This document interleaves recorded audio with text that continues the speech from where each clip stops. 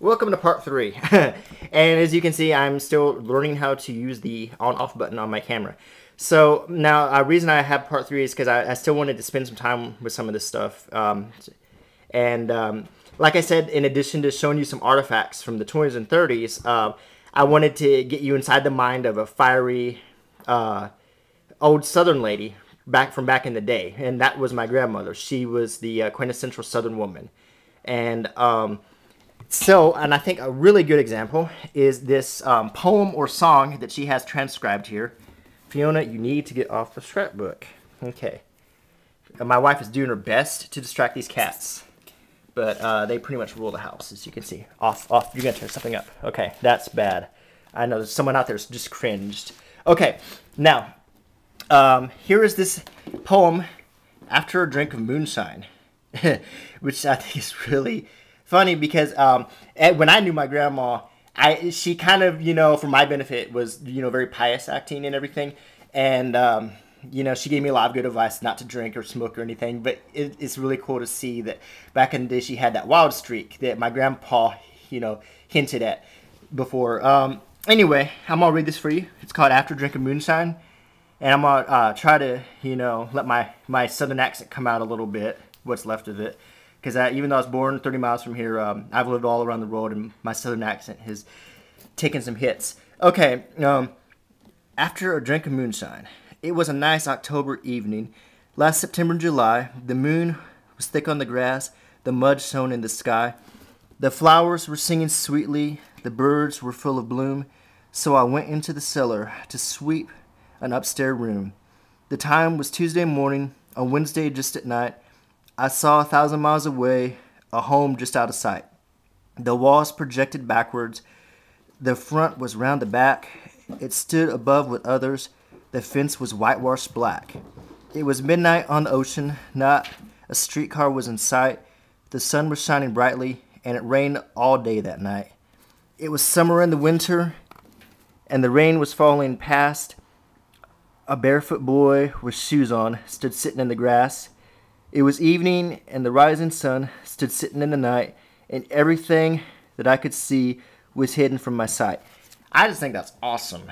I don't know where it's from, but After a Drink of Moonshine is so Alabama. And there were bootleggers in my family, and incidentally, my parents actually live on the same little homestead that my grandparents and my great-grandparents and everyone else lived at. And one day we were digging to plant some olive trees, and we found a stash of bottles in the ground that were obviously once upon a time contained liquor, because during the Great Depression, and actually even after the Great Depression, because Chambers County is a dry county, some of my uncles and cousins made a lot of money selling moonshine. So actually the NASCAR fixation in the South has kind of started with moonshine running. Okay, and we're kind of winding down, but we still got a few little pages to go here on this journey into the past. Some more newspaper clippings about weddings, and I would say these are probably her classmates getting married. You can see the old car ads. Huckabee McClendon wedding. And it's funny because I see these last names, and I still, living here, I still come across these names, again and again and again. The First Baptist Church of Lafayette, just after it was remodeled in 1912. Dr. W.D. Gaines was chairman of the building committee. It is in this church that the association is now in progress. This church is still there in Lafayette, and it's actually it's across the street from Parker's Grocery, I want to say, which is an old grocery store. And if you want to go buy some pig's feet or pig's ears or just see what an old supermarket looks like, go into Parker's. They still have paper bags too. Here we got some headlines, topical stories from the 30s. If you know anything about the 30s, you know about the Dion quintuplets. That was a big thing, kind of like Nadia Solomon, or what was the John and Kate or whatever. But back then, I don't think it happened quite as often. So it was a bigger news story. And I don't know if the parents split up and hated each other and started wearing, really tacky clothing and all that stuff either. I don't know how that ended up. Ed Hardy or whatever that stuff is. Okay. the Sidewalk Santa. This is like a little comic. It's kind of cool. All right. Here we have, this is a little tragic news story from the 30s. This would be the Lindbergh case. You got a picture here of Charles Lindbergh and his wife, the poor little baby, and some other pictures. I think this is Bruno Hauptmann. He was the person who was tried and sentenced and executed for the kidnapping and murder of Charles Lindbergh's baby. This was kind of a, they called it the crime of the century at the time, and there was a lot of anti-German propaganda that was linked to it, and a lot of people have come out and said that he didn't do it and he was framed. A very, very interesting story. I actually have a book about it. It's called The Airman and the Carpenter, and at a later date I might show you that book. But anyway, you can make up your own mind about what happened with that. This is just kind of like all of the top headlines of the 30s right here.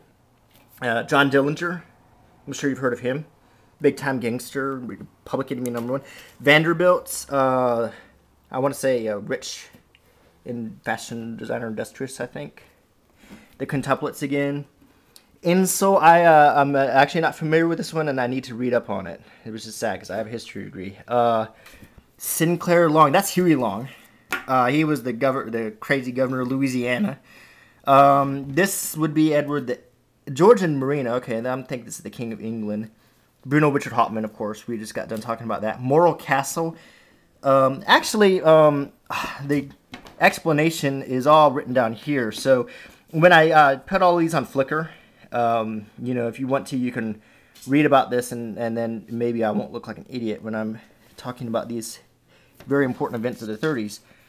Okay, and finally, the last page in Mae West. You know, my grandmother just cut out names of people, and it looks like, I'm gonna guess, with the exception of Mae West, that most of these are probably like names of her classmates that she found in the newspaper, and if she couldn't find it, she wrote it in, because Rachel was spelled funny there, R-A-C-H-A-E-L.